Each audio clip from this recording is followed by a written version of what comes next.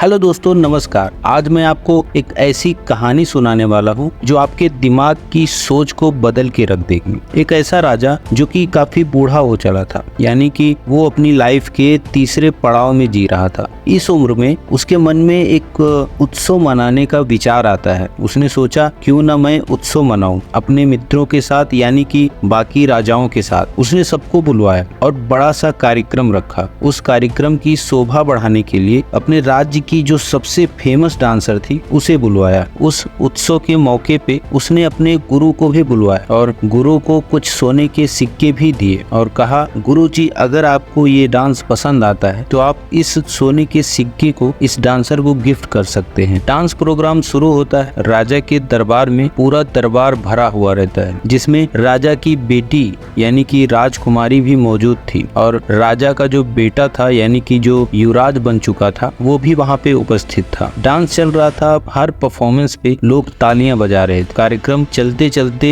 रात को करीब 3:30 बज जाते हैं। उस डांसर ने देखा कि उसका जो तबला वादक है यानी कि जो तबला बजा रहा था उसको नींद आने लगी, वो ऊँघने लगा। तभी लड़की ने सोचा अगर इसकी आंख लग जाती है तो राजा गुस्सा हो जाएंगे और हम सबको सजा देंगे। उस लड़की ने एक दोहा सुनाया और कहा, बहु बीती थोड़ी रही पल पल गई बिताए, एक पलक के कारण क्यों कलंक लगवाए। यानी कि अब तो आधे से ज्यादा बीत चुकी है। अगर अब नींद से पलक झपक गई तो फिर कलंक लग जाएगा और सब गड़बड़ हो जाएगा। इसलिए जागो, वरना राजा हम सबको सजा देंगे। तबला वाला अचानक चौंक जाता है और वो ढंग से तबला बजाने लगता है, लेकिन उस दोहे का मतलब वहाँ बैठे सभी लोगों ने अलग अलग निकाला। कमाल यह हुआ, जो राजा के जो गुरु बैठे थे, राजा ने उन्हें जितने भी सिक्के दिए थे वह सब वो ले जाके उस लड़की को यानी कि उस डांसर को दे देते हैं। और राजा की जो बेटी थी राजकुमारी, वो अपना 9 लाख का हार उस लड़की को गिफ्ट में दे देती है। वहाँ जो युवराज बैठे थे उन्होंने अपने सोने का ताज उस लड़की को गिफ्ट कर देते हैं। और ये सब राजा देखकर चौंक जाता है कि इस लड़की ने ऐसा क्या कह दिया जो एक दोहा बोलकर सबको पागल बना रही है, सबको लूट रही है। तभी राजा ने परफॉर्मेंस रुकवा दिया और डांसर से बोला कि तुम ये क्या कर रही हो, तुम ये गलत कर रही हो। राजा शायद अगला शब्द बोलता कि इसे बंदी बना लो। तभी राजा के जो गुरु थे वो बोले कि बस बस शांत हो जाइए राजन, इस डांसर ने बहुत सही बोला। गुरुजी ने बताया कि इसका मतलब जो मैंने निकाला है उससे मुझे समझ में आया, मैं तो जंगल में तपस्या कर रहा था इतने सालों से। अब जब जिंदगी का आखिरी पड़ाव आया तब राजन आपने मुझे यहाँ बुला लिया, वो भी इस डांस के लिए, और मैं इस पे पैसे लुटा रहा हूँ जो मेरे लिए बहुत बड़ा पाप है। इस लड़की के दोहे ने मुझे जगा दिया, मुझे बता दिया कि मुझे कहाँ होना चाहिए था और मैं अभी इसी वक्त यहाँ से जा रहा हूँ। इतना कहकर गुरुजी वहाँ से चले जाते हैं। तभी राजा की जो बेटी थी वो भी कहने लगी कि पिताजी, मैंने भी इस दोहे का मतलब अपने हिसाब से निकाला है। आज आपको बताती हूँ,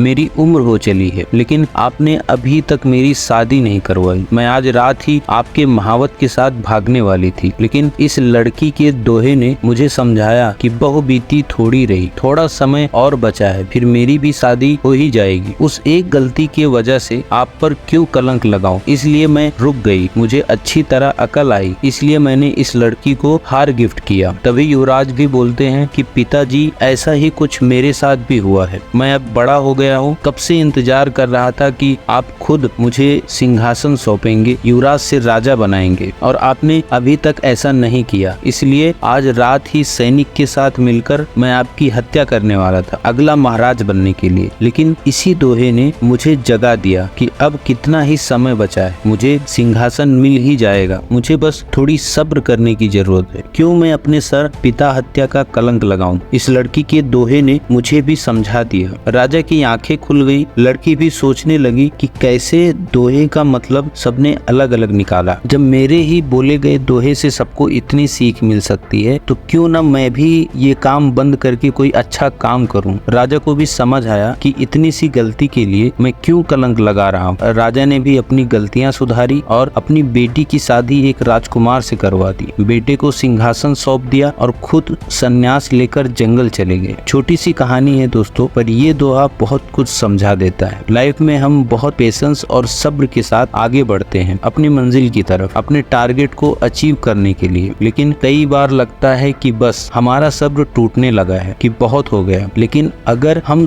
थोड़ा सब्र और करें तो अपने मंजिल तक जरूर पहुंच पाएंगे। आई होप दोस्तों ये कहानी आप लोगों को पसंद आई होगी। अगर पसंद आती है तो एक लाइक और शेयर जरूर कर देना। मिलते हैं नेक्स्ट कहानी में, तब तक के लिए thank you so much, take care, bye bye, धन्यवाद।